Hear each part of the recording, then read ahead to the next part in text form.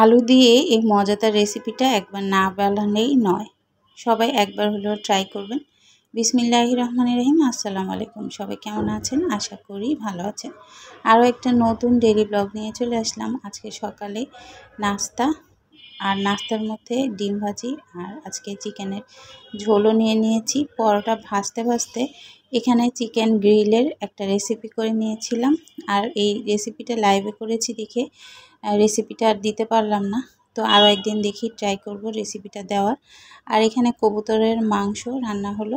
দুপুরের খাওয়া দাওয়ার পর এই আলু দিয়ে মজাদার রেসিপিটা করে নিলাম। আর এটার জন্য আমার কিছুই লাগবে না, শুধু আলু লাগবে।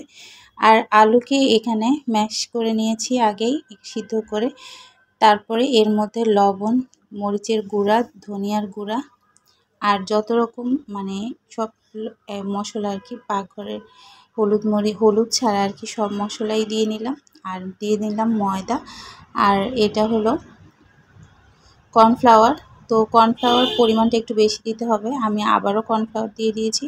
আমি এখানে তিন টেবিল চামচের মতো কর্নফ্লাওয়ার দিয়ে দিয়েছি। আর এই যে একটু হাতের মধ্যে একটু তেল নিয়ে এটাকে আমি এরকম একটু ডিজাইন করলে করা যায়, না করলেও কোনো সমস্যা নেই।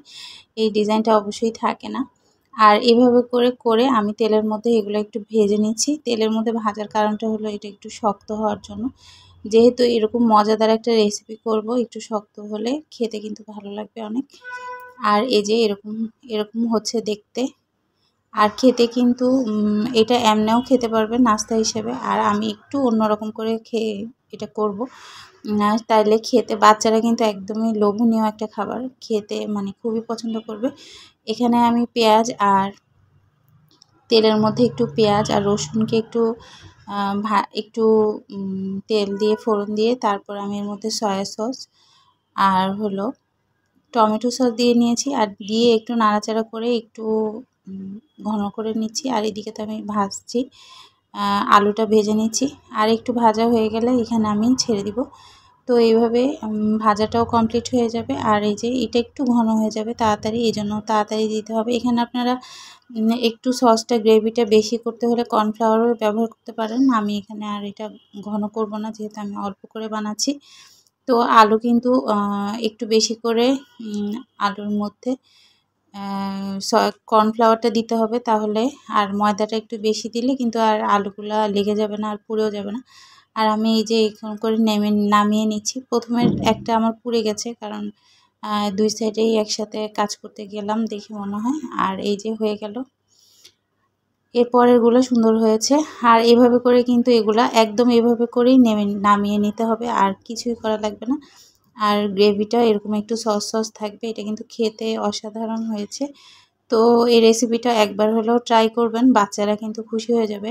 আমার বাচ্চা খুবই খুশি হয়েছে এই রেসিপিটা খেয়ে। আর এই যে এভাবে করে এখন আমি নামিয়ে এভাবে করে আমি উঠিয়ে নিচ্ছি। এখন আমি নামিয়ে জাস্ট প্লেটের মধ্যে নিয়ে নেব।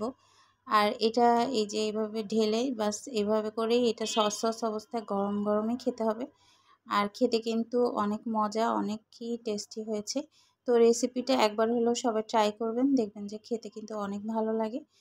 আর এভাবে করে আমি বিকালে নাস্তাটা করে নিলাম। সবাই ভালো থাকবেন, সুস্থ থাকবেন। আরও একটা নতুন ভিডিও নিয়ে চলে আসবো। আজকের মতো এখানেই বিদায় নিচ্ছি। আল্লাহ হাফিজ। আসসালামু আলাইকুম।